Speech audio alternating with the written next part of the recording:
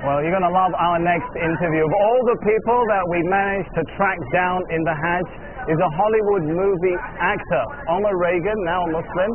Thanks so much for joining us. You've acted in the movie Rush Hour 2 as a double for Chris Tucker. Tell me about how you went from Hollywood to Hajj.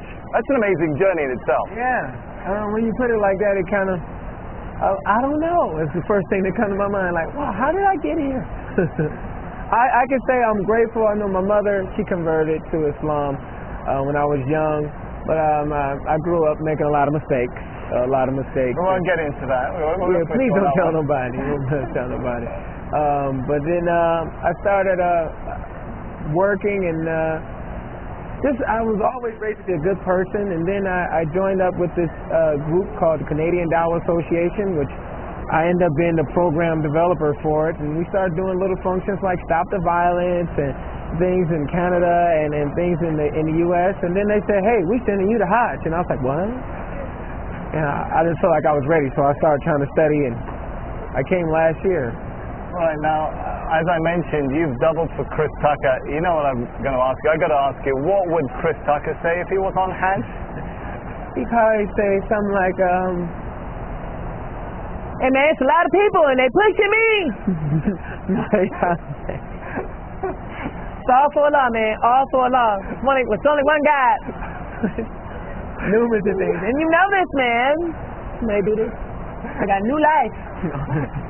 How do Hollywood? You're still working in Hollywood, so yeah. It's quite an interesting balancing act. Do Hollywood and Hajj really go together? You can maintain those two roles. Hollywood and Hajj. Yeah, that's controversy right there. That is controversy. It's like, huh? When you hear it. But, is that Bernie Mac now? Hollywood and Hajj. Now, you know, it's conflicting, but it works because Hollywood teaches you kind of like put on this, be a fake person, be another person, and Hajj teaches you to really be yourself. It strips you of everything that you thought was so important and everything that you really fight for. It's about me and what I need. And Hajj, man, you know, you sleep on the ground, you know, you wear nothing, as you can see.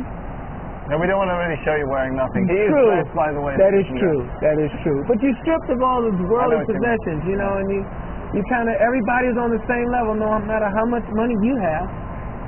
We're the same. So I can take that back to the U.S. with me, you know. Be a nice person, be a good person. What Islam really teaches is have good character, good manners. Tell me, Omar, does it hurt your Hollywood profile, your Hollywood career, that you have such a high profile as a Muslim? As you mentioned, you're in Hajj, you're talking to us on TV, you're part of the Canadian Dawah Association. I don't know. That's a good question.